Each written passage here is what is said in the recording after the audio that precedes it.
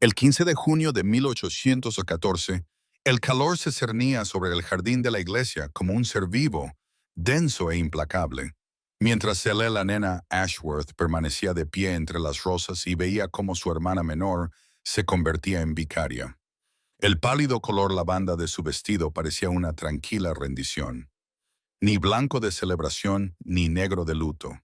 Simplemente el color de una mujer que había aprendido a desvanecerse entre las paredes, las puertas y los bordes de los salones de baile, donde nadie pensaba en mirar.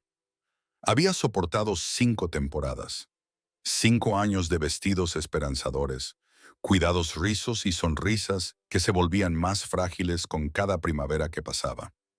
Y ahora, a los 26 años, se encontraba por última vez a la sombra de su hermana, mientras Lidia, la hermosa Lidia, con su boca de capullo de rosa y su cabello dorado, se comprometía con Lord Henry Graville, mientras su madre lloraba de alegría y su padre calculaba cuánto de las crecientes deudas de la familia podrían ahora resolverse discretamente.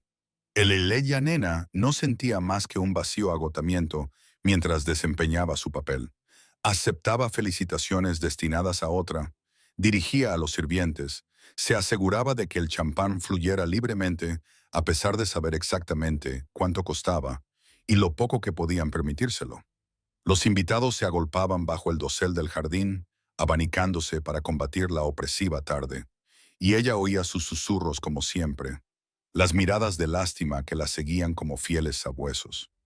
«Pobre nena», murmuraban, «tan inteligente, pero tan poco agraciada. ¿Y de qué sirve el ingenio cuando tu rostro podría cuajar la nata?» Había aprendido a dejar que esas palabras le resbalaran, a construir muros de tranquila dignidad alrededor de los lugares tiernos donde antes vivía la esperanza. Pero hoy esos muros parecían tan finos como papel de seda. Fue cerca del senador de Rosas donde lo vio por primera vez. Frederick Ravenscraftoft, Duque de Somerton, apartado de la multitud, con una expresión de aburrimiento tan profundo que rayaba en el desprecio. Ella solo lo conocía por su reputación. Primo de Graville, viudo desde hacía 3 años, famoso por sus estándares imposibles y sus juicios severos. Un hombre cuya aprobación ansiaba la sociedad y cuya desaprobación podía destruirla. Su cabello oscuro era ligeramente más largo de lo que dictaba la moda. Su mandíbula era severa e, incluso desde el otro lado del jardín, ella podía ver la fría inteligencia en su mirada mientras recorría con desdén a los invitados reunidos. Ella estaba rellenando su vaso de limonada, buscando un momento de respiro a la sombra de la pérgola, cuando su voz se propagó a través del aire pesado con una claridad devastadora. «No puedo entender por qué Graville insiste en desfilar a toda la familia ante mí», le decía a un compañero justo al otro lado de la celosía. «La madre es ambiciosa, el padre ineficaz. Y en cuanto a la hermana soltera, solo se puede suponer que la naturaleza se sintió particularmente poco generosa ese día. 5 temporadas y ni una sola oferta, me han dicho que lo compensa con ingenio. Aunque no puedo imaginar que haya suficiente inteligencia para superar circunstancias tan desafortunadas». El vaso de limonada temblaba en la mano de nena. Oyó una risa, masculina y cruel, y algo dentro de ella que había contenido cuidadosamente durante años. Algo construido a partir de cada rechazo, cada mirada compasiva y cada baile sin pareja, se resquebrajó. Se movió antes de que el pensamiento pudiera detenerla, rodeando el enrejado para encontrar al duque en medio de una carcajada, su anillo signado reflejando la luz mientras gesticulaba descuidadamente. Y entonces su palma se conectó con su cara con un sonido que silenció todo el jardín. El chasquido de la carne contra la carne resonó en el aire veraniego. Frederick Ravenscraftoft, duque de Somerton, la miró con tal sorpresa que, por un momento perfecto, Helena no sintió más que una salvaje satisfacción. Entonces comenzaron los susurros se alzaron como una tormenta, y ella supo con absoluta certeza que acababa de destruir lo poco que le quedaba de su vida. Ahora, por favor, tómate un momento para suscribirte a nuestro canal y comenta desde dónde nos estás viendo y qué hora es. Siempre es fascinante ver dónde llegan estas historias en todo el mundo. Gracias. La tormenta estalló cuando el carruaje de los Ashworth se alejó de la iglesia, con gruesas gotas de lluvia salpicando las ventanas como las lágrimas que Lady Margaret se negaba a derramar en público, pero que ahora soltaba en grandes sollozos que sacudían todo su cuerpo. La nena se sentó apretujada en un rincón del carruaje, con la palma de la mano aún ardiendo por el impacto, observando cómo los relámpagos fracturaban el cielo oscurecido y pensando en lo apropiado que era que los propios cielos parecieran reflejar la destrucción que ella había causado. Lidia estaba sentada enfrente con su vestido de novia, metros y metros de seda color crema aplastados contra el asiento del carruaje porque no había habido tiempo para cambiarse, ni tiempo para nada después de que los invitados se dispersaran como pájaros asustados y Lord Gravesend metiera a su nueva esposa en el carruaje con una furia apenas disimulada. Sir Thomas Ashworth no había dicho una sola palabra desde que partieron, con el rostro convertido en una máscara de profunda decepción que impedía a Eleanor mirarlo directamente. «Lo has arruinado todo», siseó Lidia, con el hermoso rostro desencajado por la rabia. «Este era mi día, mi boda, y no has podido soportar dejarme disfrutar ni siquiera este momento de felicidad sin convertirte en el centro de atención». Eleanor sintió que algo frío se le posaba en el pecho al oír las palabras de su hermana. Pero antes de que pudiera responder, su madre se volvió hacia ella con los ojos enrojecidos por el llanto. «¿Qué te ha poseído, Eleanor? ¿Qué locura te ha llevado a golpear a un duque ante la mitad de la sociedad londinense?» Las palabras salieron de Lady Margaret en un torrente de desesperación e incredulidad. La voz de Eleanor sonó más firme de lo que esperaba cuando finalmente habló. ¿Alguno de ustedes escuchó lo que él dijo sobre mí? ¿A alguno de ustedes le importó preguntar por qué me vi impulsada a tal acción?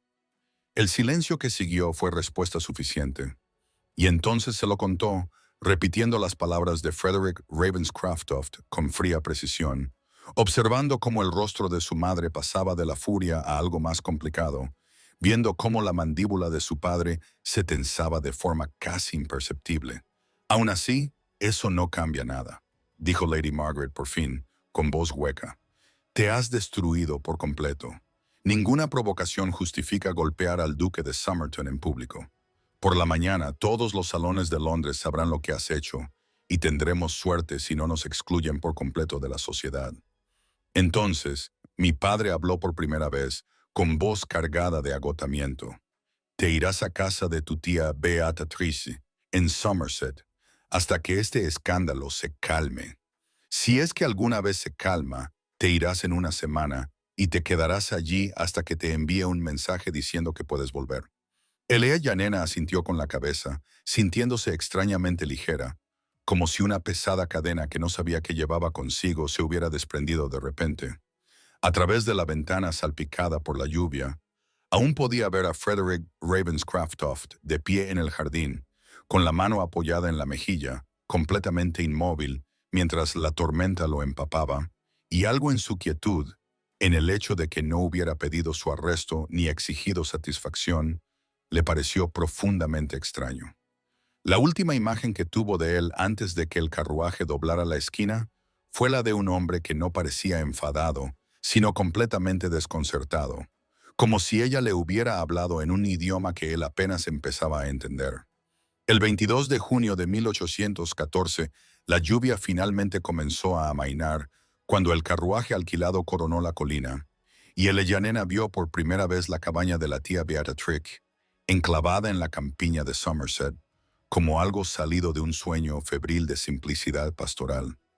Era más pequeña de lo que recordaba de su única visita durante la infancia.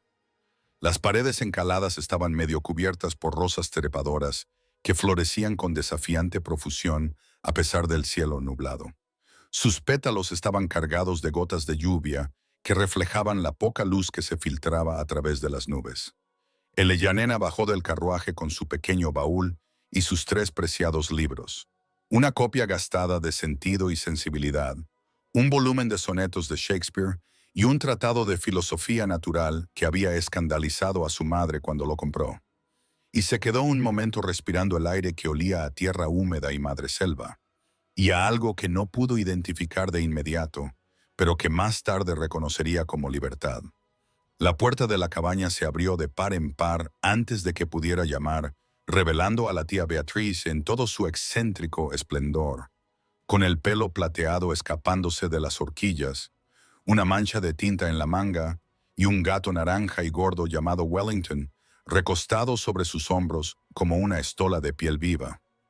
«Mi querida y escandalosa niña», declaró la tía Beatrice, abrazando a Yanena con un abrazo que olía a lavanda y libros antiguos. «Llevo años esperando a que alguien de esta familia haga algo realmente interesante, y tú has superado todas mis expectativas de forma magnífica». Yanena se encontró riendo por primera vez desde la boda, un sonido que la sorprendió por lo desconocido, y se dejó llevar por el cálido caos de la cabaña, con muebles desiguales, pilas de libros y ventanas que daban a un jardín maravillosamente salvaje. Mientras tomaban té en tazas desconchadas que habían pertenecido a una condesa, la tía Beatrice le contó a Yanena una historia que nunca había oído. Cómo, 40 años atrás, se había negado a casarse con el vizconde que su padre había elegido, le había tirado una copa de vino a la cara cuando él intentó besarla sin permiso y la habían enviado a esta misma cabaña en desgracia. «Nunca me fui», dijo la tía Beatrice con una sonrisa que no denotaba ningún arrepentimiento. «Descubrí que prefería mi propia compañía a la asfixiante actuación de la sociedad. Y tu tío, que en paz descanse, me encontró aquí 10 años después y me amó precisamente porque era ingobernable». Esa noche, Elena comenzó un diario. La primera entrada la escribió a la luz de una vela, mientras Wellington ronroneaba a sus pies, y se encontró volcando en la página todas las cosas que nunca se había permitido sentir: la rabia y el alivio, y el extraño dolor vacío de no saber si había destruido su vida o si, por fin, había comenzado a vivirla. 3 días después, la tía Beatrice mencionó, con estudiada naturalidad durante el desayuno, que poco después de la boda había llegado una carta muy peculiar para el padre de Yanena, enviada por el propio duque de Somerton, y que su hermano había escrito para decir que el duque no había hablado públicamente de la bofetada, lo cual, observó la tía Beatrice con un brillo cómplice en los ojos, era muy ominoso o muy interesante. 29 de junio de 1814.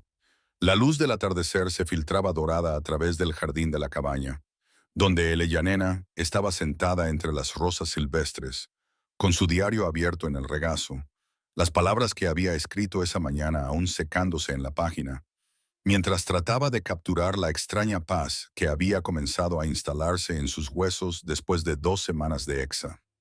Acababa de dejar la pluma cuando la tía Beatrice apareció en la puerta del jardín con Wellington sobre los hombros y 2 cartas entre sus dedos manchados de tinta, con una expresión de alegría apenas contenida que inmediatamente puso a Yanena nerviosa.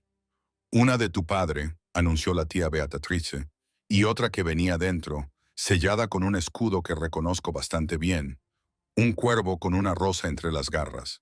El escudo del duque de Somerton». A Yanena le temblaba la mano al coger las cartas, y se fijó en que el sello del duque había sido estampado profundamente en la cera Burdeos con un cuidado deliberado que sugería que el remitente quería causar impresión. La nota de su padre era breve y desconcertante, y solo decía que la carta adjunta había llegado a la Casa de Londres con la petición de que se la reenviaran a Eleanor inmediatamente, y que no podía imaginar qué podía querer su excelencia, pero se sentía obligado a cumplir, dado que el duque, inexplicablemente, no había hablado públicamente del incidente en la boda y, de hecho, había eludido todas las preguntas con una breve observación de que lo que había pasado entre él y la señorita Ashworth era un asunto privado. Yanena rompió el sello de Ravenscroft con dedos que se sentían extrañamente entumecidos y desplegó el pesado papel color crema para encontrar una letra audaz y angular, y de alguna manera exactamente lo que él habría esperado del hombre que había pronunciado aquellas crueles palabras en el jardín de rosas. «Señorita Ashworth», comenzaba la carta, Me encuentro en la situación sin precedentes de redactar una disculpa por las palabras que pronuncié sin pensar y la crueldad que dispuse sin motivo, lo que significa que he escrito y descartado 7 versiones de esta carta, y ninguna de ellas ha expresado adecuadamente la profundidad de mi arrepentimiento por lo que dije sobre usted en la boda de su hermana. Las palabras que utilicé fueron imperdonables, nacidas de mi propio amargo descontento, y dirigidas a usted sin otra razón que el hecho de que estuviera presente y yo estuviera decidido a encontrar algo que criticar. Su respuesta, aunque impactante, estaba totalmente justificada. Y he pasado las últimas 2 semanas examinando por qué una sola bofetada de una mujer a la que había ofendido tan gravemente me ha perturbado más que cualquier otro acontecimiento que recuerde recientemente. No escribo para excusar mi comportamiento, porque no hay excusa, sino para pedirte la oportunidad de disculparme en persona, de mirarte a los ojos y reconocer el daño que te causé. Te pido permiso para visitarte en la residencia de tu tía en Somerset. Ella leyó la carta 3 veces, con el corazón latiéndole con fuerza por una emoción que no podía nombrar, algo entre la furia y el desconcierto, y un peligroso destello de curiosidad. «Qué delicioso», murmuró la tía Beatrice, leyendo por encima de su hombro sin disculparse. «¿Qué le dirás?» Elena dobló la carta con cuidado deliberado y pronunció la única palabra que tenía sentido. «No». El 6 de julio de 1814, el sol del mediodía brillaba con una intensidad casi personal sobre el jardín de la cabaña, como si el propio verano hubiera decidido ser testigo de lo que estaba a punto de suceder. Cuando Elena oyó el inconfundible sonido de cascos en el camino y levantó la vista de su libro para ver acercarse a un magnífico semental negro, cuyo jinete era fácilmente reconocible, incluso a distancia, por la rígida postura de sus hombros y el oscuro abrigo que parecía absurdamente formal para una visita al campo. Se puso de pie antes de decidir conscientemente hacerlo, con el corazón latiéndole con fuerza por una emoción que era principalmente furia, pero entremezclada con algo más que se negaba a examinar. Observó al duque de Somerton desmontar con la gracia natural de un hombre que había montado a caballo desde niño. Lo vio atar su caballo a la puerta del jardín con unas manos que tenían callos que ella no esperaba. Lo vio girarse hacia la cabaña con una expresión que podía ser determinación o algo más parecido a la desesperación. «He dicho que no», declaró Elena antes de que él hubiera dado 3 pasos hacia ella, con palabras tan tajantes que lo hicieron detenerse en seco. «Rechacé su petición de visitarme, y sin embargo, aquí está usted, como si mi respuesta fuera una mera sugerencia que puede descartar a su conveniencia». Frederick Ravenscroft, Duque de Somerton, tuvo la delicadeza de mostrarse momentáneamente inseguro, una grieta en la fría fachada que ella recordaba de la boda. Y cuando habló, su voz era más grave de lo que ella recordaba, más áspera. «Soy consciente de que mi presencia no es bienvenida», dijo. «Pero no podía conformarme con una disculpa por escrito cuando lo que te dije merece ser expiado cara a cara. Por eso he venido preparado para que me rechaces si insistes en ello, pero también preparado para quedarme hasta que hayas escuchado lo que he venido a decirte». Elena se fijó en que llevaba algo bajo el brazo, un libro encuadernado en cuero verde, que reconoció de inmediato como el tratado de astronomía que había mencionado que quería en una carta a Charlotte meses atrás. Un detalle tan específico y tan imposible que se quedó momentáneamente sin palabras.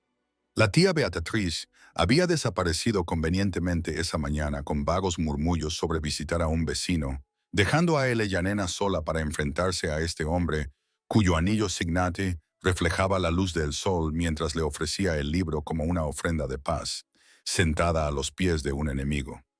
«Hablé cruy en la boda de tu hermana», continuó Frederick, cuando ella no cogió el libro.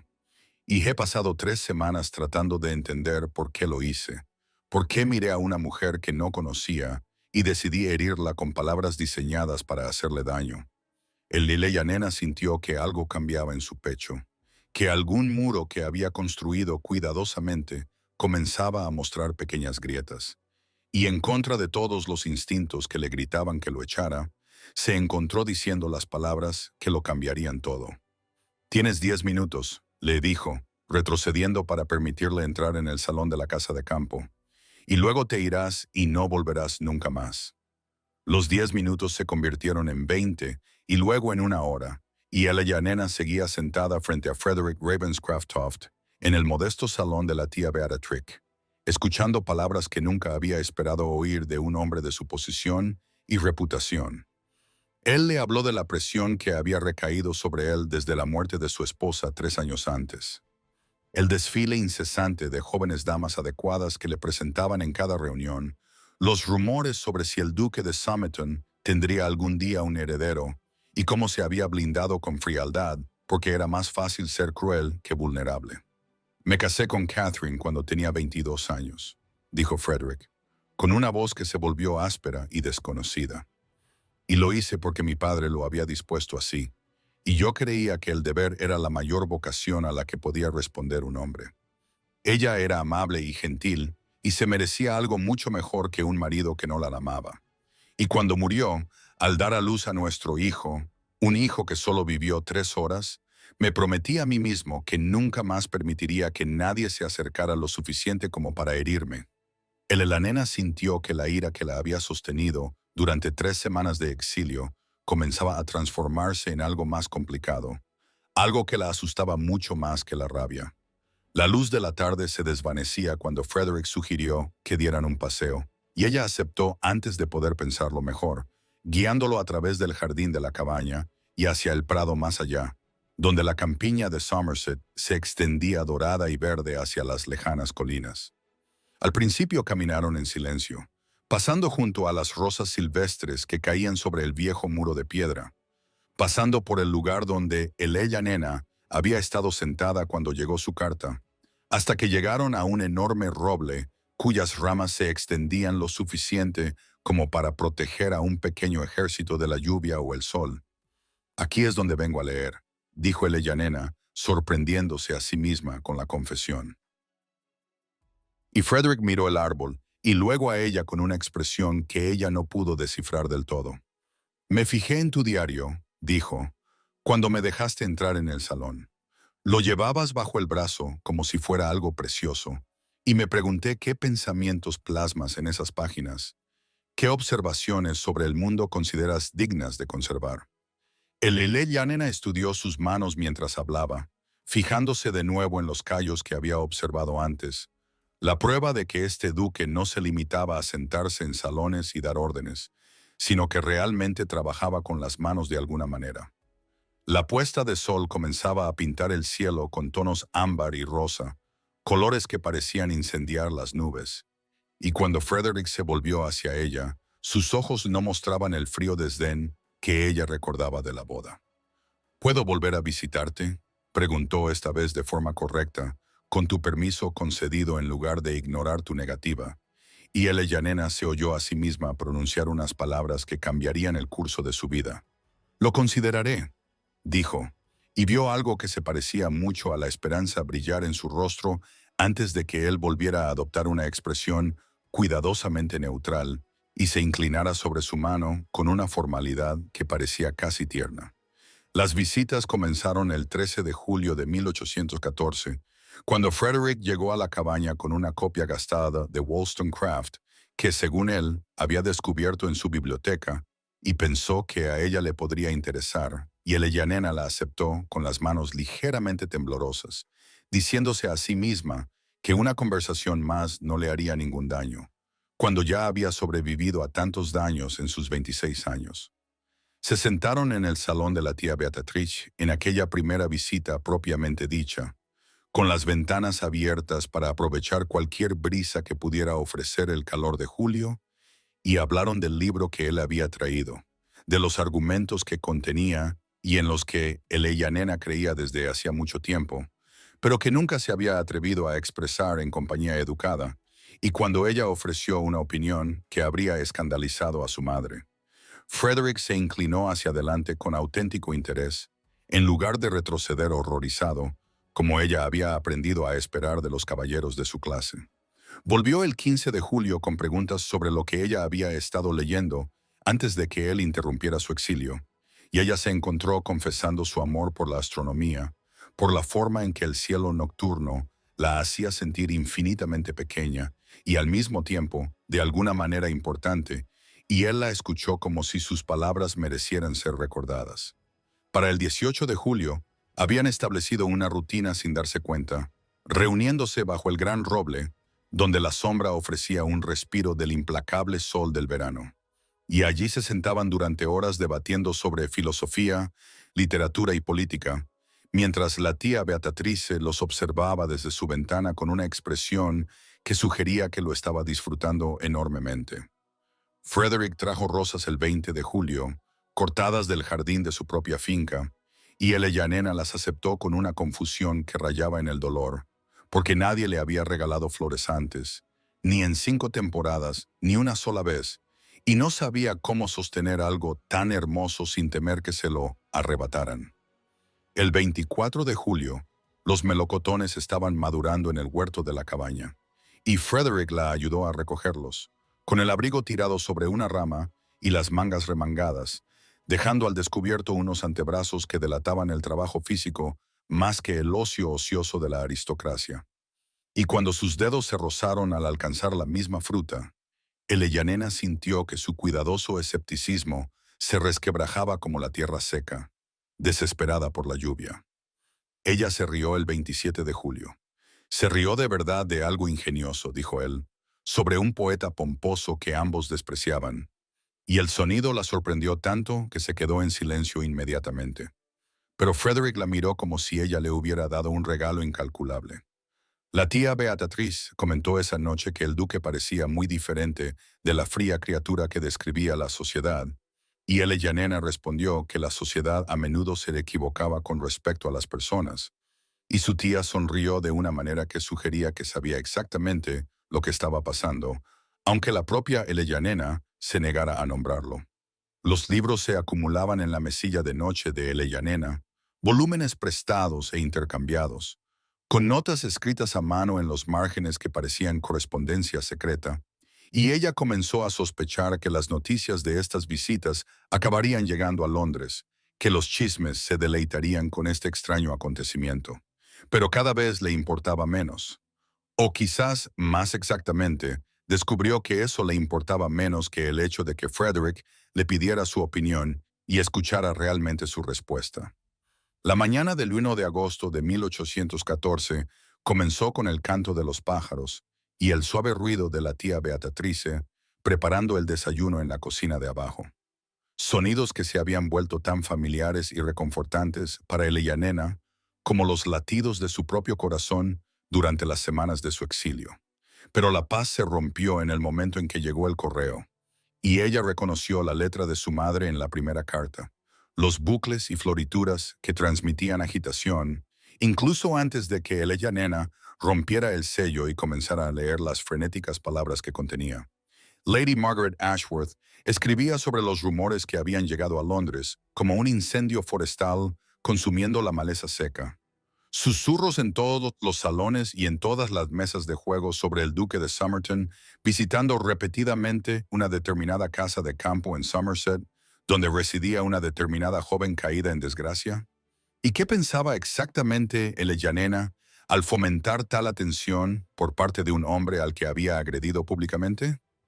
¿Acaso no entendía que la sociedad estaba dividida entre quienes creían que el duque estaba llevando a cabo una elaborada venganza y quienes estaban convencidos de que simplemente había perdido la cabeza? Las manos de Eleyanena temblaban mientras dejaba a un lado la carta de su madre y cogía el segundo sobre, este de un distintivo papel color crema con bordes violetas prensados que Charlotte Sinclair había utilizado para su correspondencia desde que eran unas chicas de 16 años que compartían secretos en el colegio.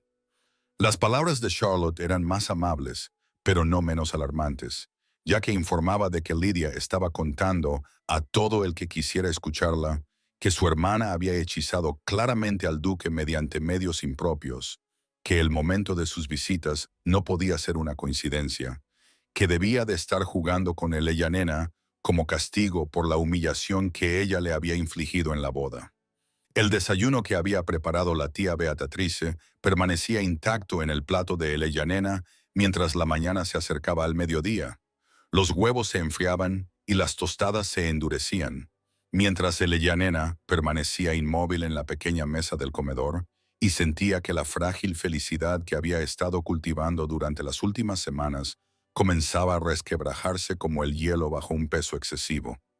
Oyó llegar a Frederick antes de verlo, el sonido familiar de los cascos de César en el camino, y cuando entró en la cabaña y la encontró en la sala de desayunos, su expresión pasó de la expectación a la preocupación en un solo suspiro.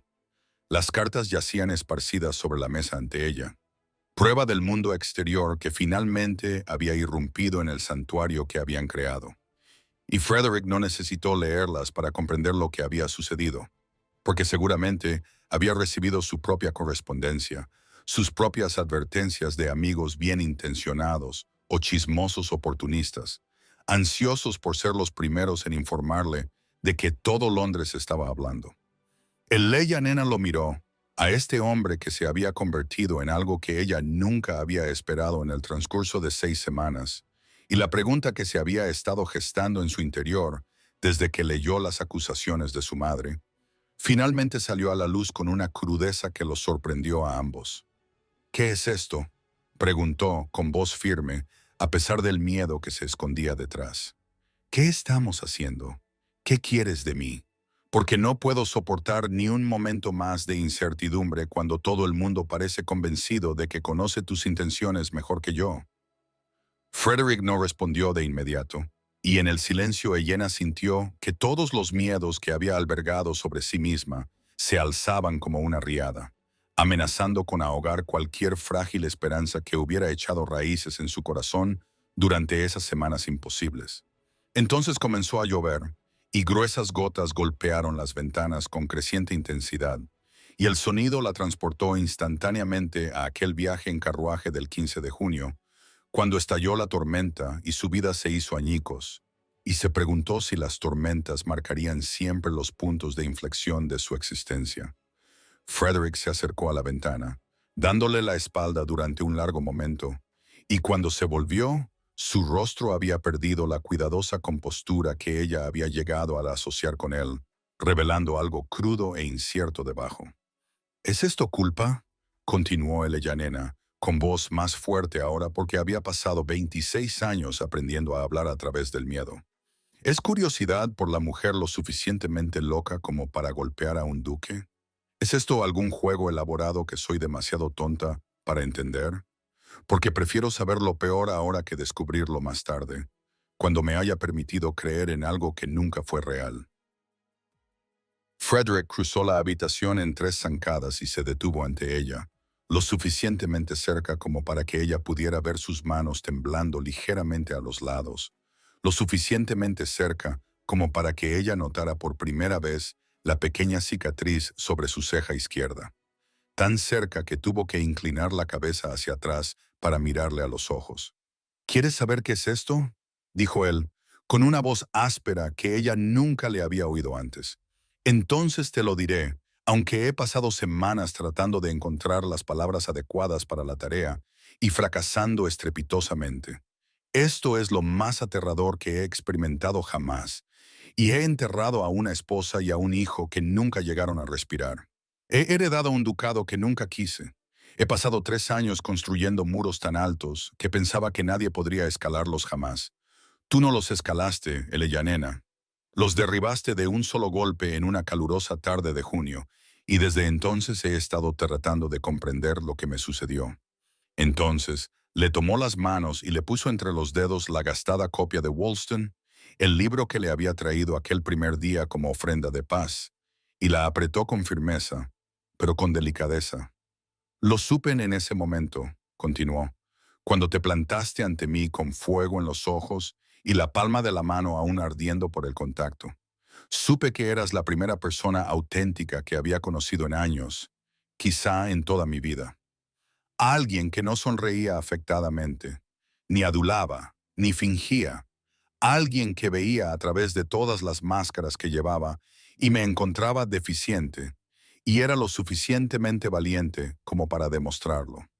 Entonces relampagueó, iluminando su rostro con un relieve blanco intenso, y Eleyanena vio que sus ojos brillaban con algo que podrían haber sido lágrimas, aunque no podía creerlo. «Te pido permiso para cortejarte formalmente», dijo, «para escribir a tu padre y decirle al mundo que la mujer que me abofeteó es la mujer con la que pretendo casarme, si ella me acepta. No porque sienta culpa, curiosidad o capricho, sino porque tú me has hecho recordar lo que se siente al estar vivo».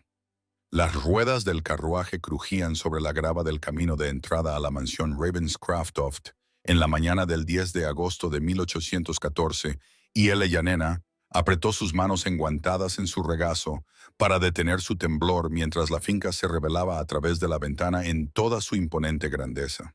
Un extenso edificio de piedra color miel que parecía extenderse infinitamente bajo el cielo de finales de verano, con sus ventanas brillando como ojos vigilantes bajo el sol del mediodía.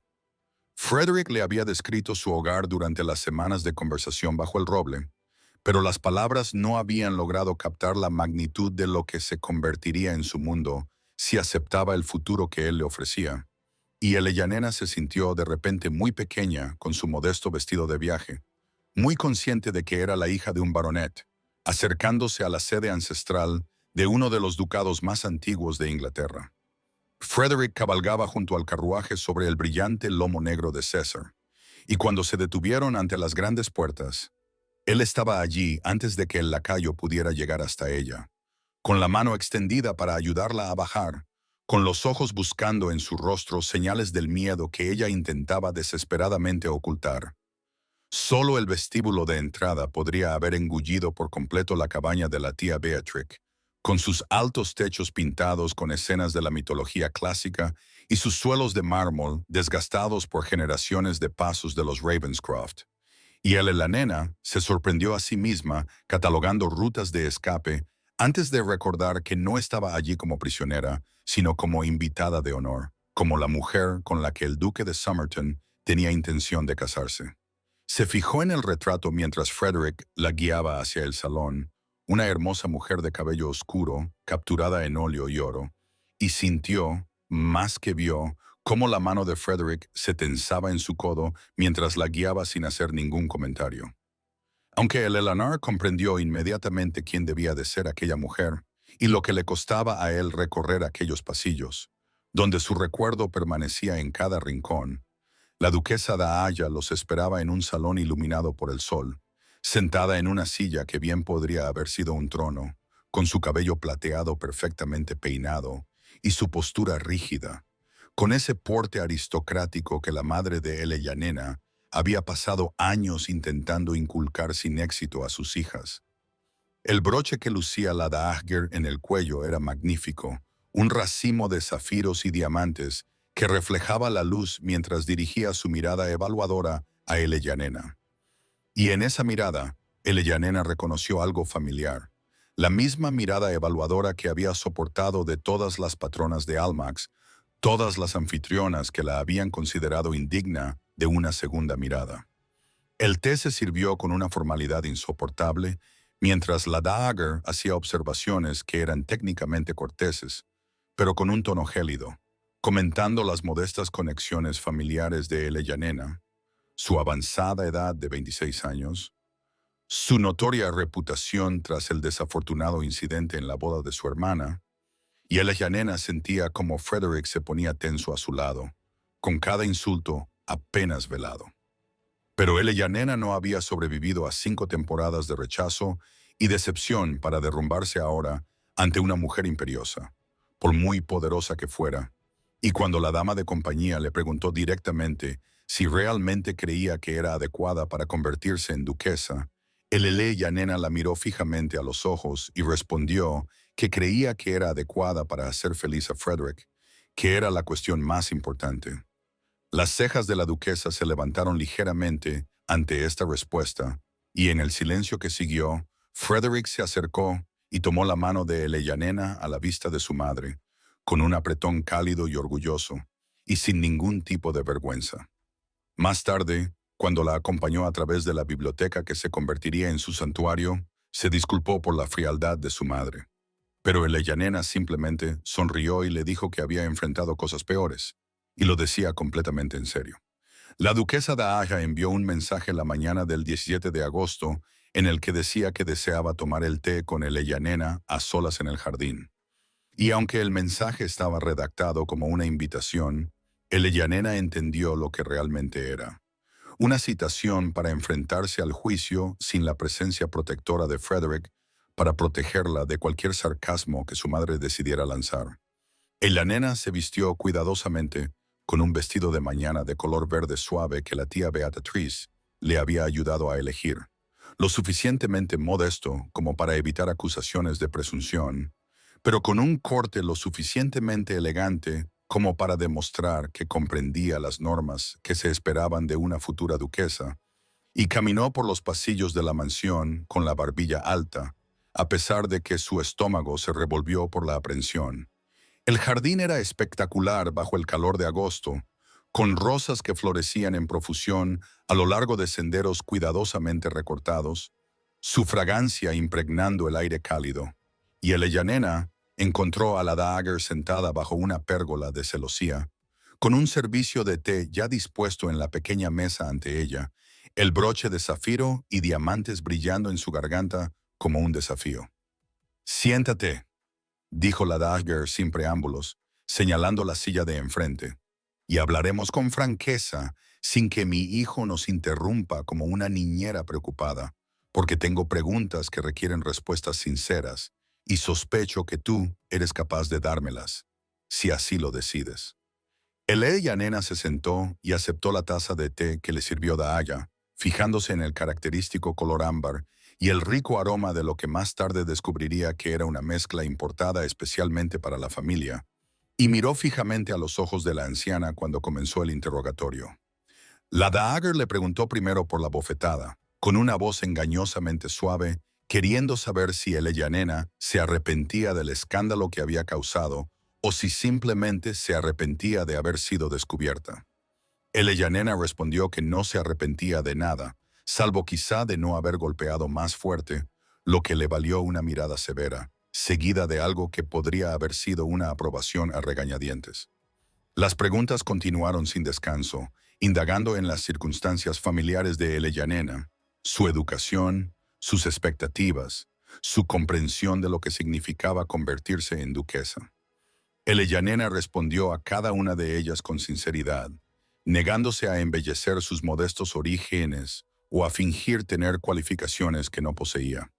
A través de las celosías del senador, Eleyanena podía ver a Frederick paseándose ante las ventanas de la biblioteca, con su ansiedad visible incluso a esa distancia, y ver su preocupación por ella le dio valor para seguir enfrentándose al escrutinio de su madre sin pestañear. Entonces, la expresión de la daga cambió de forma casi imperceptible. Algo se suavizó detrás de sus ojos, y dejó la taza de té con cuidado deliberado antes de volver a hablar. «Tenía 18 años cuando me enamoré de un oficial de la Marina», dijo en voz baja, con un tono menos cortante. «Un hombre sin fortuna ni conexiones, que me hacía reír como nunca antes lo había hecho. Y elegí el deber por encima de mi corazón, porque eso era lo que hacían las mujeres de mi posición. Y he pasado 40 años preguntándome cómo habría sido mi vida si hubiera tenido siquiera una pizca de tu valor». La confesión quedó suspendida entre ellas en el aire perfumado de rosas, y cuando Eleyanena se inclinó sobre la mesa para tocar la mano de la Dagger, la mujer mayor no se apartó. «Mi hijo se merece a alguien que lo ame con tanta intensidad como para luchar por él», continuó la Dagger. «Y creo que tú podrías ser esa persona. Que el cielo nos ayude a todos». La mañana del 1 de septiembre de 1814 amaneció con los primeros indicios del otoño en el aire. Las hojas a lo largo de las carreteras de Somerset comenzaban a mostrar bordes dorados y cobrizos mientras el carruaje de Eleyanena se dirigía hacia Londres, y ella se encontró presionando la palma de la mano contra el cristal de la ventana, como si pudiera absorber algo de la paz del campo antes de enfrentarse a la ciudad que había sido testigo de su desgracia menos de 3 meses antes. Frederick cabalgó a César junto al carruaje durante las primeras horas del viaje, y su presencia, visible a través de la ventana, era un constante consuelo. Y cuando pararon para descansar los caballos en una posada, La ayudó a bajar con tal ternura que la esposa del posadero le susurró a su marido sobre el amor juvenil, sin saber que hablaba de un duque y de la mujer que lo había abofeteado en una boda. El paisaje cambiaba a medida que avanzaban. Las rosas silvestres y los setos enredados de Somerset daban paso a campos más ordenados y, finalmente, a las extensas afueras de la propia ciudad. Y la nena sintió que se le oprimía el pecho con cada kilómetro que la acercaba al mundo que la había rechazado durante tanto tiempo, el mundo al que ahora debía enfrentarse como la elección reconocida de uno de los hombres más poderosos de Inglaterra. Frederick se había dado la vuelta a mitad de camino, besándole la mano enguantada y prometiéndole que la llamaría a primera hora de la mañana. Y su ausencia dejó el carruaje más vacío de lo que cabría esperar después de solo 2 meses de conocerlo. La casa de Ashworth parecía más pequeña de lo que nena recordaba cuando el carruaje finalmente se detuvo ante ella. La modesta fachada contrastaba con la grandiosidad de la mansión Ravenscroft y se encontró catalogando la pintura descascarillada de los marcos de las ventanas y el jardín delantero, ligeramente descuidado, con una nueva mirada que la hacía sentir a la vez desleal y honesta. Su madre la esperaba en el salón delantero con su padre y Lydia, que había llegado desde su residencia en Londres, con lo que ella decía ser preocupación fraternal, pero que nena reconoció inmediatamente como la necesidad de presenciar cualquier desastre que pudiera ocurrir. Lady Margaret abrazó a nena con energía nerviosa, agitando las manos mientras hablaba de la larga memoria de la sociedad y de la importancia de un comportamiento perfecto, mientras que Sir Thomas simplemente apretó el hombro de su hija mayor y le dijo en voz baja que estaba orgulloso de ella. Unas palabras tan inesperadas que a nena se le llenaron los ojos de lágrimas. Lydia estaba sentada en un rincón, más delgada que en su boda, con unas ojeras que ni siquiera su ingenioso maquillaje conseguía ocultar. Y cuando comentó que nena debía de estar muy satisfecha consigo misma por haber conseguido un duque a través del escándalo, su madre le dijo que se callara. Un giro inesperado que dejó a ambas hermanas momentáneamente sin palabras. Esa noche, mientras nena deshacía el baúl en la habitación de su infancia, sus dedos rozaron el pálido vestido lavanda que había llevado el día en que todo cambió, y se preguntó si podría volver a ponérselo como una especie de armadura, un recordatorio para sí misma y para Londres de que no se avergonzaba de quién había sido ni de en quién se había convertido. La nota llegó justo antes de la cena, traída por un lacayo con el uniforme de Ravenscroft, y la nena rompió el familiar sello con manos que temblaban solo ligeramente mientras leía las palabras que la acompañarían durante la noche de insomnio que se avecinaba. «Mañana les haremos frente juntos», había escrito Frederick, «y pase lo que pase, ten por seguro que estoy orgulloso de estar a tu lado».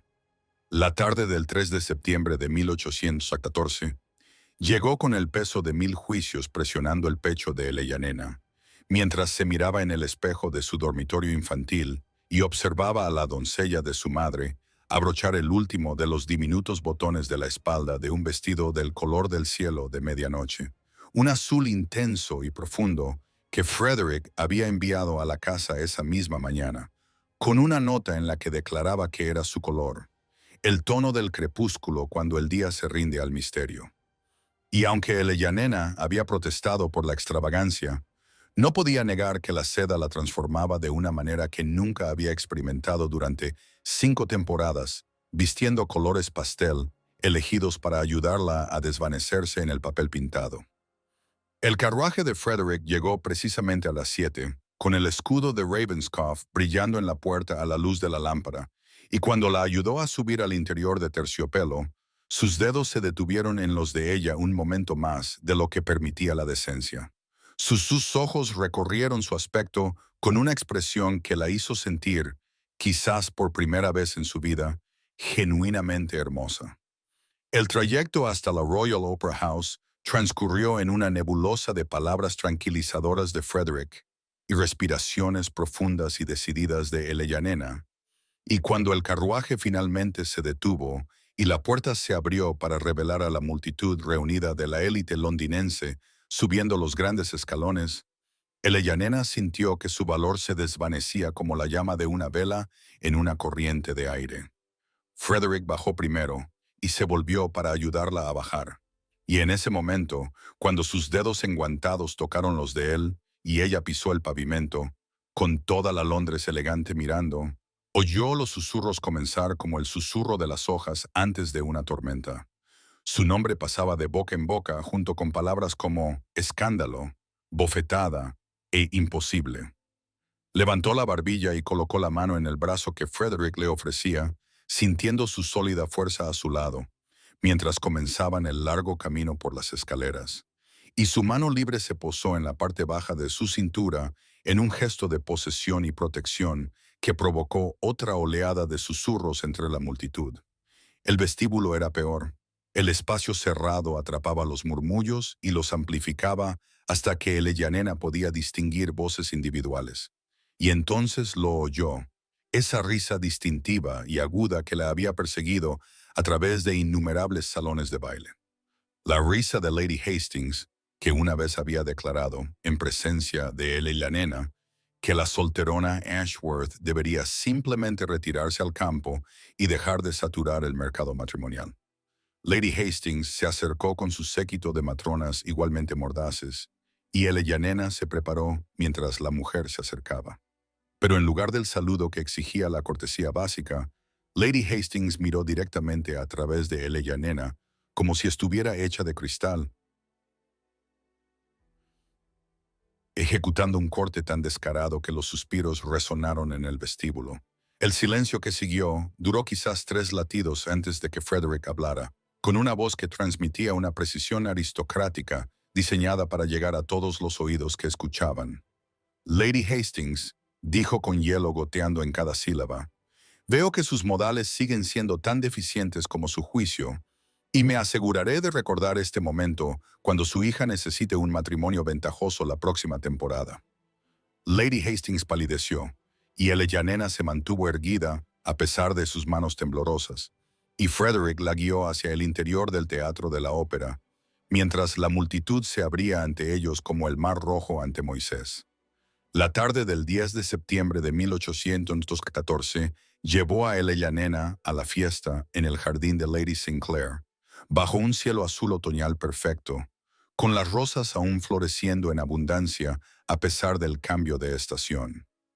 Y cuando atravesó las puertas de hierro forjado del brazo de Frederick, sintió el peso de docenas de miradas sobre ella, aunque esta vez los susurros tenían un tono diferente al de la ópera solo una semana antes. Charlotte Sinclair, resplandeciente con su característico vestido de seda amarillo, se separó de un grupo de jóvenes damas y cruzó el césped con una prisa poco femenina para abrazar a Elellanena con una calidez genuina que hizo que a ambas se les llenaran los ojos de lágrimas.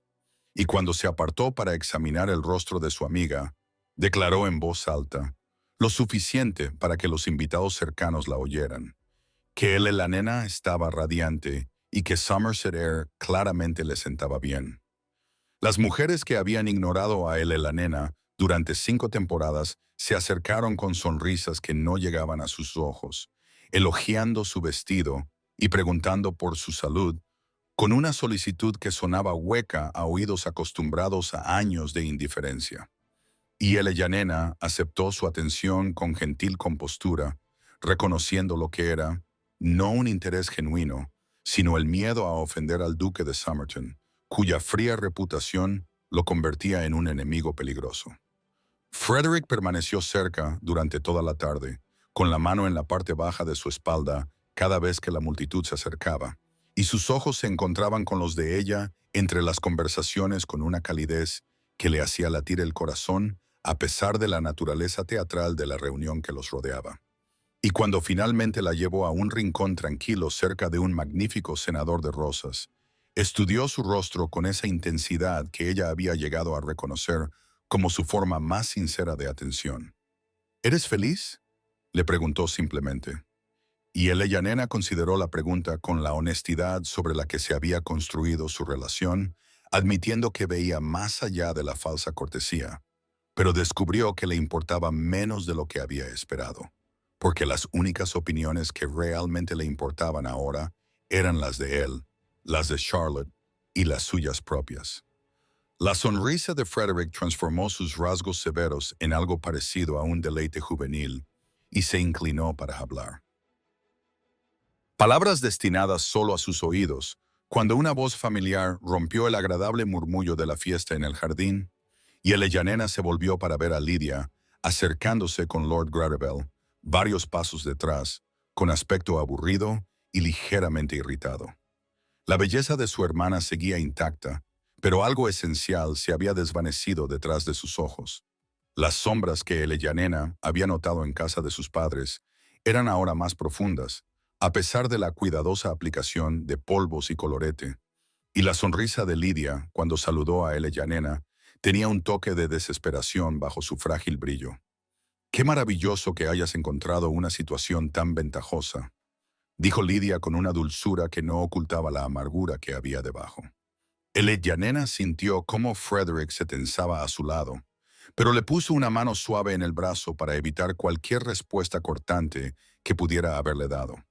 Reconociendo en la expresión apretada de su hermana no malicia, sino miseria, la creciente comprensión de que la belleza por sí sola no podía garantizar la felicidad y que el matrimonio al que se había precipitado por el estatus le había proporcionado mucho menos de lo que había imaginado. La noche siguiente a la fiesta en el jardín, Eleanor se encontraba sola en el modesto salón de su familia, con el crepúsculo de septiembre proyectando largas sombras sobre la desgastada alfombra, mientras reflexionaba sobre los encuentros de la tarde y, en particular, sobre la mirada atormentada de Lidia, que la había seguido durante el trayecto en carruaje a casa y en sus inquietos pensamientos. Esperaba sentir triunfo ante la evidente infelicidad de su hermana, cierta reivindicación por los años en que había sido comparada desfavorablemente con la belleza dorada de Lidia. Pero, en cambio, Elena solo descubrió una profunda tristeza que se apoderaba de su pecho, al recordar lo joven que era realmente Lidia y cómo su madre la había animado a no valorar nada más que su apariencia y un matrimonio ventajoso. Un golpe en la puerta interrumpió su melancólica contemplación y antes de que Eleyanena pudiera responder, Lidia entró en la habitación con una expresión tan despojada de su habitual artificio que Eleyanena apenas reconoció a su hermana bajo la vulnerabilidad que ahora mostraba sin máscaras ni fingimientos. «Necesito hablar contigo», dijo Lidia con una voz ronca, por lo que Eleyanena sospechaba que eran lágrimas recientes, y se sentó en el sati junto a Eleyanena sin prestar la atención habitual a la disposición de sus faldas. Lo que siguió fue una confesión que desentrañó casi 3 meses de distancia entre hermanas, ya que Lidia admitió que su matrimonio con Lord Gravell había resultado vacío en cuestión de semanas, que él encontraba tediosas sus conversaciones e insuficientes sus logros, que ya había empezado a pasar las tardes en su club o con acompañantes que no nombró, mientras ella se sentaba sola en su gran mansión, preguntándose cómo la belleza no había garantizado la felicidad que le habían prometido que le reportaría. Eleyanena escuchó sin interrumpir mientras las palabras de su hermana brotaban como agua rompiendo una presa. Y cuando Lidia finalmente se calló, Eleyanena se inclinó para tomar la mano de su hermana entre las suyas, sintiendo el temblor de los dedos que una vez habían señalado con tanta indiferencia las perspectivas inferiores de Eleyanena. «Fui cruel contigo», susurró Lidia, «y me decía a mí misma que te lo merecías porque tú eras inteligente y yo solo era guapa. Y de alguna manera eso me parecía injusto, aunque ahora sé que era yo quien tenía todas las ventajas que la sociedad podía ofrecer». Eleyanena apretó la mano de su hermana y habló con cuidado de cómo ambas habían sido moldeadas por expectativas que ninguna de las dos había elegido, de cómo su madre les había enseñado a verse como rivales en lugar de aliadas, y de cómo tal vez no era demasiado tarde para convertirse en las hermanas que podrían haber sido si las circunstancias hubieran sido diferentes. Hablaron hasta que las velas se consumieron y el té se enfrió, y cuando Lidia finalmente se levantó para marcharse, abrazó a Eleyanena con un afecto genuino que le resultó extraño y precioso al mismo tiempo, prometiendo volver a llamarla pronto, no como la belleza triunfante que visita a la hermana soltera, sino simplemente como Lidia que busca a la nena. Después de que su hermana se marchara, la nena se sentó en la oscuridad creciente, sintiendo que algo cambiaba en su corazón, una liberación de viejos resentimientos que no se había dado cuenta de que aún albergaba. Y cuando llegó la tarjeta de Frederick a la mañana siguiente, solicitando permiso para visitarla esa tarde, se encontró ansiosa por compartir esta inesperada reconciliación con el hombre que le había enseñado que las personas podían cambiar y crecer más allá de los roles que la sociedad les asignaba. Frederick llegó puntualmente a las 3 p.m., tal y como prometía su tarjeta, y Nena lo recibió en el salón, donde se había sentado con Lidia la noche anterior, un espacio que de alguna manera se había transformado con la luz de la mañana y la persistente sensación de reconciliación que aún calentaba sus pensamientos. Él notó inmediatamente que algo había cambiado en ella. Su mirada perspicaz catalogó la suavidad alrededor de sus ojos y la forma en que sonreía cuando lo saludó con una calidez menos cautelosa que incluso el día anterior. Y cuando él le preguntó por el cambio, ella se encontró contándole todo sobre la visita de Lidia, sobre la confesión y las lágrimas, y el puente provisional que ahora se estaba construyendo entre hermanas que habían pasado años como extrañas compartiendo la misma sangre. Frederick escuchó con esa quietud particular que adoptaba cuando prestaba toda su atención a alguien, y cuando Nena terminó de hablar, se quedó en silencio durante un largo momento, antes de observar que ella seguía sorprendiéndole con su capacidad de perdón, de ver más allá de la superficie de las personas hasta los corazones heridos que se escondían bajo sus frágiles actuaciones. Lo aprendí observándote, respondió Nena, recordando al frío duque al que había abofeteado en un jardín de rosas y al hombre vulnerable que había surgido tras semanas de conversaciones sinceras. Y la expresión de Frederick se transformó en algo tan tierno que se le cortó la respiración. Se levantó de la silla y cruzó la modesta distancia que los separaba, tomándole las manos entre las suyas, como había empezado a hacer con más frecuencia, trazando suaves círculos con los pulgares sobre sus nudillos, mientras hablaba de asuntos que había estado contemplando desde que la vio moverse con tanta elegancia en la fiesta en el jardín de Lady Sinclair. He esperado, dijo con cautela, porque quería que estuvieras segura. Quería que vieras que la sociedad te aceptaría antes de atarte a una vida en la que tendrías que enfrentarte a ellos siempre a mi lado. Pero me doy cuenta de que no puedo esperar más para preguntarte lo que he deseado preguntarte desde aquella tarde en el jardín de mi madre, cuando te negaste a ser otra cosa que exactamente quién eres. El corazón de Nena comenzó a latir con fuerza cuando Frederick se arrodilló sobre la alfombra desgastada que había sido testigo de tantos años de su silenciosa decepción, con las manos aún sosteniendo las de ella, sin apartar los ojos de su rostro, mientras pronunciaba unas palabras que parecían remodelar el aire que los rodeaba. Señorita Ashworth, comenzó, luego hizo una pausa y negó ligeramente con la cabeza antes de volver a empezar con una leve sonrisa. Nena, he pasado 32 años creyendo que el deber y la felicidad eran cuestiones separadas que nunca debían cruzarse. Pero tú me has demostrado que el honor y el amor pueden ocupar el mismo corazón, que la fuerza y la ternura no tienen por qué ser enemigas. Soltó una de sus manos para meter la mano en el bolsillo de su abrigo y sacar un anillo que reflejaba la luz de la tarde que se filtraba por las ventanas. Un zafiro rodeado de diamantes que parecían tener el mismo azul profundo que el vestido que había elegido para que ella llevara a la ópera. ¿Me harías el extraordinario honor de convertirte en mi esposa?, preguntó con voz firme, a pesar del ligero temblor que Nena podía sentir en la mano que aún sostenía la suya. Y en ese momento, todos los años de rechazo, invisibilidad y resignación silenciosa parecieron desvanecerse como hojas liberadas por el viento otoñal, dejando solo a este hombre arrodillado ante ella, con una mezcla de esperanza y temor en su expresión. Sí, susurró Nena, y luego repitió la palabra con más fuerza, mientras la alegría la inundaba con una intensidad que le hizo brotar las lágrimas. Sí, Frederick, sí.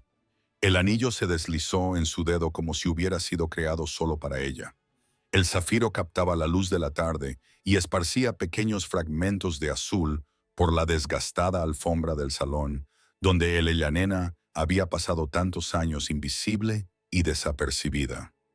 Frederick se levantó de rodillas y le acarició el rostro con ambas manos, secándole con los pulgares las lágrimas que habían comenzado a caer a pesar de sus intentos por contenerlas.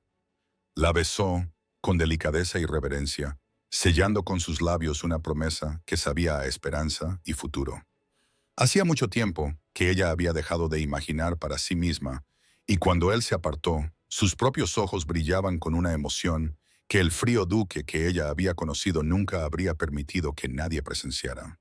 «Debo hablar con tu padre», dijo Frederick, con la voz ronca por la emoción.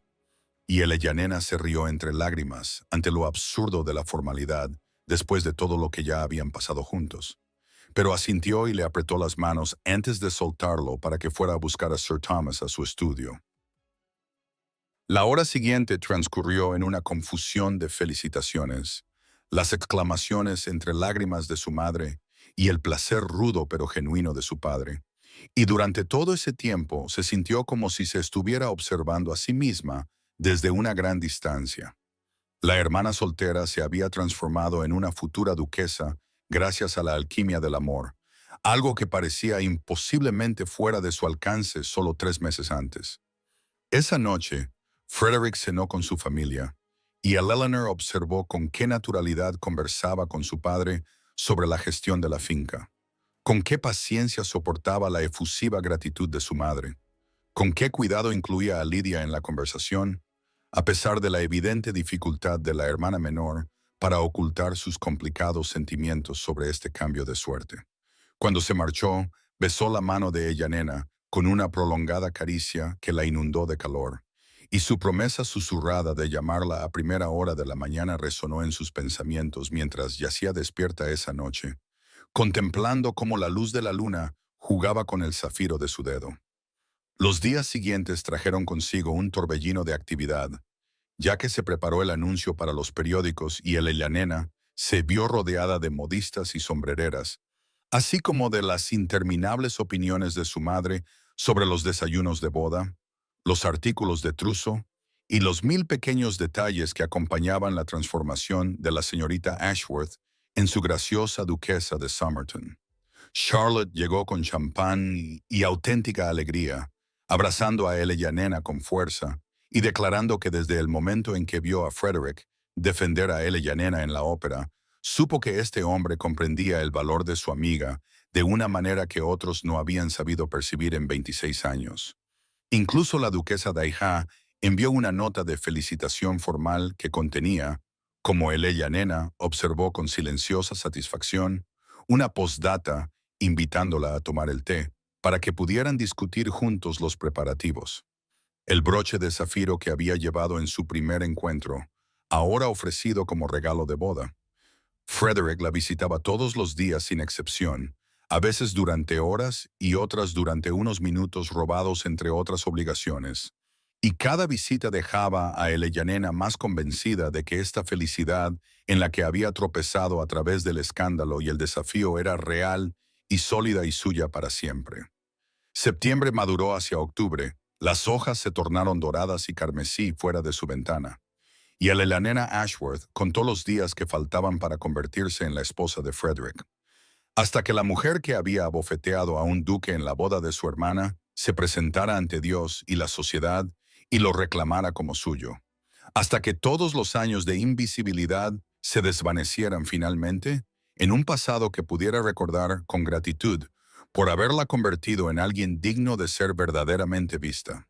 La boda de la señorita Eleyanena Ashworth con su excelencia Frederick Ravenscraftoff, duque de Somerton, tuvo lugar el 15 de septiembre de 1814, exactamente 3 meses después de la infame bofetada que había escandalizado a la sociedad londinense y puesto en marcha una historia de amor que se susurraría en los salones durante generaciones. La mañana amaneció fresca y con la dorada luz otoñal entrando por las ventanas de la casa de los Ashworth, mientras Eleyanena se sentaba frente al espejo y su madre se afanaba con el delicado encaje de su velo y Charlotte le colocaba los últimos alfileres en el pelo. Y la nena se encontró pensando no en la grandeza que le esperaba en St. George's, Hanover Square, sino en una pequeña casa de campo en Somerset, donde un duque decidido se había negado al aceptar su rechazo y al hacerlo, había cambiado toda la trayectoria de su existencia. Su vestido era de seda marfil adornado con perlas, elegante sin ostentación, elegido no para competir con el elaborado vestido de Lydia de 3 meses antes, sino para reflejar la tranquila dignidad que Frederick le había dicho que admiraba por encima de todas sus cualidades, y en el cuello llevaba un único colgante de zafiro a juego con su anillo de compromiso, un regalo de la duquesa Dahlia, que había llegado con una nota en la que declaraba a él y la nena una digna incorporación al legado de los Ravenscroft. La iglesia estaba abarrotada con la flor y nata de la sociedad, muchos de los cuales habían rechazado a él y a nena solo unas semanas antes, y ahora se empujaban para conseguir un sitio lo suficientemente cerca como para ver al duque reclamar a su poco convencional novia. Y el Ellanena sintió sus miradas sobre ella mientras caminaba por el pasillo del brazo de su padre. Pero el peso de su escrutinio ya no le oprimía el pecho como antes, porque en el altar estaba Frederick, con los ojos fijos en ella y una expresión de adoración tan sincera que nada más en el mundo parecía importar. Le tomó la mano cuando ella llegó a él, con los dedos cálidos y firmes alrededor de los de ella. Y cuando el arzobispo comenzó a pronunciar las antiguas palabras que los unirían, Elyanena oyó a Frederick susurrarle algo solo para ella. Merecía la pena cada escándalo, cada susurro, merecía la pena todo. La ceremonia transcurrió en una nebulosa de votos sagrados y la luz dorada de la voz de Frederick, fuerte y segura, mientras se comprometía con ella, y de su propia voz, más firme de lo que esperaba, mientras prometía amar y honrar a este hombre que la había visto tal y como era, cuando el resto del mundo la había ignorado durante 26 años. Y cuando él deslizó el anillo de boda en su dedo, junto al anillo de compromiso de zafiro, el Elyanena sintió que algo cambiaba en su interior. Una liberación definitiva de la solterona resignada. Había creído que estaba destinada a permanecer así para siempre. Frederick la besó cuando le dieron permiso, un beso tierno y breve, pero que contenía la promesa de una intimidad más profunda en el futuro. Y cuando se volvieron para mirar a la congregación como duque y duquesa de Somerton, los aplausos que se alzaron parecían menos una aprobación de la sociedad y más una rendición ante una historia de amor que se había negado a seguir ninguna de sus reglas prescritas. Caminaron juntos por el pasillo, con la mano de Elyanena bien sujeta en el hueco del brazo de Frederick, y ella cruzó la mirada con Lydia entre la multitud, con una expresión complicada, pero no desagradable. Un pequeño gesto con la cabeza entre ellas reconoció lo mucho que habían cambiado sus posiciones y lo mucho que ambas habían aprendido sobre la naturaleza impredecible de la felicidad.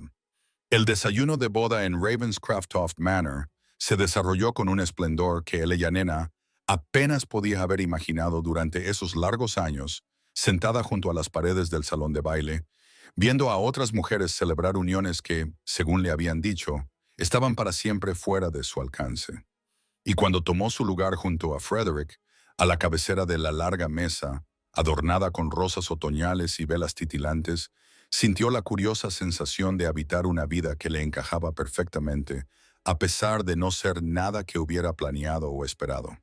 La mano de Frederick encontró la de ella bajo el mantel de damasco, y su pulgar trazó círculos en la palma de su mano, mientras se levantaban brindis tras brindis en su honor, y Elyanena vio que la duquesa Dahlia los observaba desde su lugar de honor, con una expresión que se había suavizado considerablemente desde su tenso primer encuentro.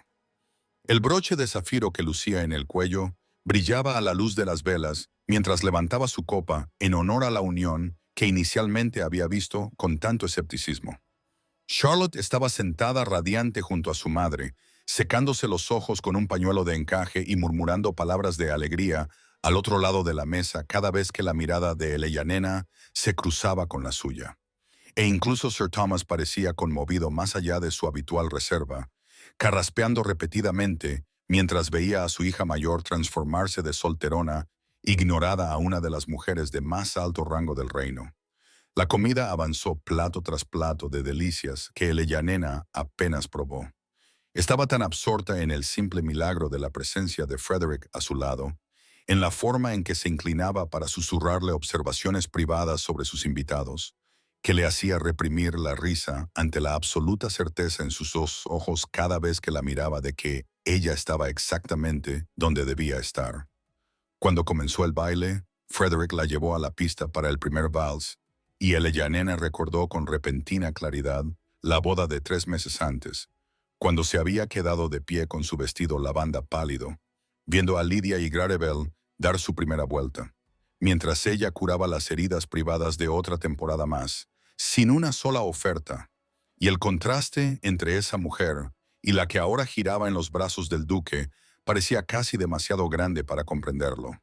«Creo que has arruinado el vals para mí con cualquier otra persona», murmuró Eleyanena mientras pasaban junto a los invitados que los observaban. Y Frederick la abrazó con más fuerza mientras le respondía que no tendría que bailar con nadie más durante el resto de su vida si así lo prefería. Una promesa que la inundó de calor a pesar del aire fresco del otoño que entraba por las ventanas abiertas. Más tarde esa noche, después de que los invitados se hubieran marchado y las velas se hubieran consumido, Frederick condujo a Eleyanena a través de los pasillos de su nuevo hogar hasta los aposentos privados que ahora serían suyos. Y ella se detuvo ante la puerta con el corazón acelerado, no por miedo, sino por la anticipación de comenzar este nuevo capítulo en los brazos de un hombre que la había visto claramente cuando todos los demás la habían ignorado, y cuando él la besó en el umbral antes de llevarla al otro lado. Eleyanena finalmente comprendió que su historia no había terminado aquel día de verano en que golpeó a un duque, sino que apenas había comenzado.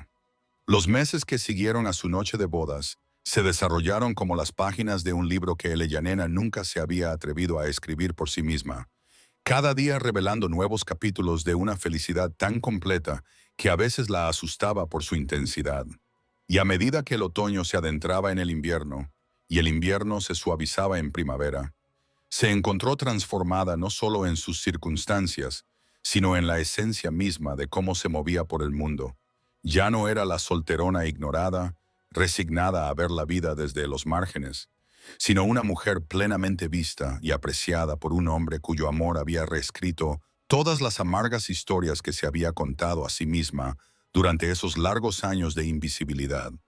Frederick demostró ser exactamente el marido que había prometido durante el noviazgo, y de alguna manera incluso más atento sin agobiar, protector sin condescendencia, y dotado de una capacidad para hacerla reír que ella nunca había sospechado que se escondía bajo su notoria frialdad.